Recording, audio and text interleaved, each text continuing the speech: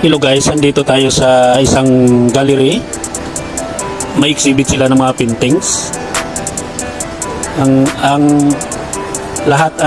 team nila ay tungkol sa love. Lahat ng mga paintings dito, yung mga drawings nila ay may love yan na word.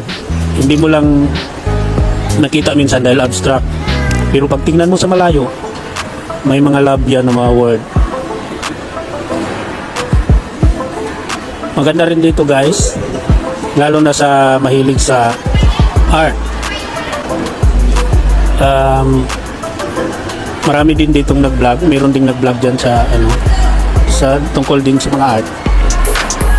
Share ko lang po guys para ma-enjoy nyo rin, lalo na yung yung mahilig sa mga painting.